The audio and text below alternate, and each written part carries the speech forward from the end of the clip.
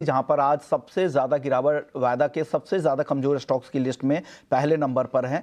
क्यों इतनी गिरावट नतीजों के बाद दिख रही है और ब्रोकरेज हाउसेस की रिपोर्ट अब इसके बाद क्या कह रही हैं, ये पूरी जानकारी के साथ हमारे सहयोगी रविंद्र भी जुड़ गए हैं। रविंद्र, बताइए एशियन पेंट्स को लेकर क्या और डिटेल्स हैं, क्यों ये स्टॉक इतना गिरा है और ब्रोकरेज हाउसेस का नजरिया अब क्या बदला है इसको लेकर।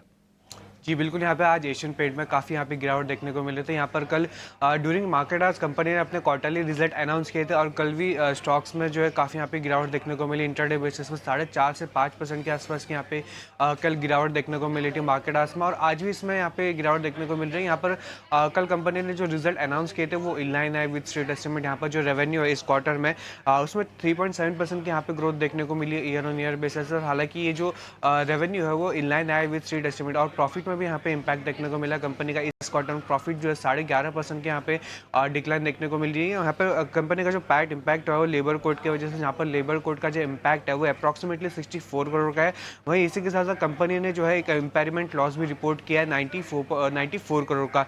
और जो बात करें वॉल्यूम ग्रोथ की, तो कंपनी ने डेकोरेटिव बिजनेस का जो वॉल्यूम ग्रोथ है वो 7.9% पर आया और स्ट्रीट जो है 8% पर एस्टिमेट कर रहा था। हालांकि सीक्वेंशियल बेसिस पर वॉल्यूम ग्रोथ वीक आया। यहाँ पर Q2 FY26 में जो वॉल्यूम ग्रोथ था वो 10.9% का था। तो सीक्वेंशियल बेसिस पर वॉल्यूम ग्रोथ भी जो वीक आया। यहाँ पर मैनेजमेंट ने अपने कॉन कॉल में हाईलाइट किया है कि जो न्यू प्लेयर्स के एंट्री और पीयर्स के बीच कंसोलिडेशन की वजह से कॉम्पिटिटिव इंटेंसिटी जो है रहने की जो एक्सपेक्टेशन है आगे चल के, लेकिन फिर भी कंपनी को innovation, water proofing solution, B2B और सर्विसेज के थ्रू मार्केट शेयर गेन पर कॉन्फिडेंस है। और मैनेजमेंट ने ये भी कहा है कि इंडस्ट्री का जो ग्रोथ रहा है Q3 FY26 में वो म्यूटेड रहा है। इसी के साथ साथ कुछ ब्रोकेजेस भी आए आज। यहाँ पर काफ़ी सारे ब्रोकेजेस एशियन पेंट में जो है नेगेटिव है।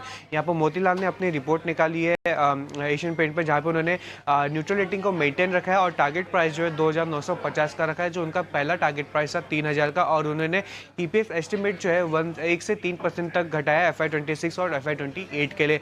सिटी ने भी जो है सेल रेटिंग को मेंटेन रखा है और टारगेट प्राइस 2300 का रखा है। यहाँ पर नुवामा ने मेंटेन रखा है बाय रेटिंग और टारगेट प्राइस जो है 3390 का रखा है, जहाँ पे उन्होंने कहा है कि हाई डेप्रिशिएशन और प्राइसिंग सॉफ्टनेस के चलते उन्होंने जो है एस्टिमेट को ट्रिम किया है। HSBC ने स्टॉक को डाउनग्रेड किया है एशियन पेंट को होल्ड पर, जो उनका पहला रेटिंग था बाय, और टारगेट प्राइस जो है 2900 पर रखा है, जो उनका अर्लियर टारगेट प्राइस है 3050।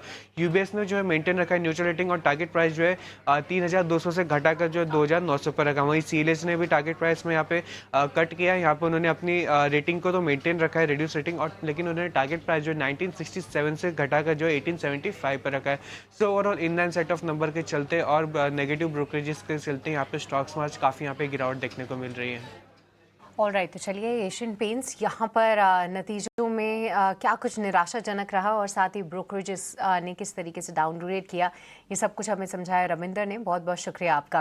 बट FMCG पैक से टाटा कंज्यूमर्स भी 4% लुढ़कता हुआ नजर आ रहा है। और अंशुल जी, मैं देख पा रही हूँ कि कहीं ना कहीं अपने की सपोर्ट लेवल लगभग 1130 को तोड़ते हुए नीचे आ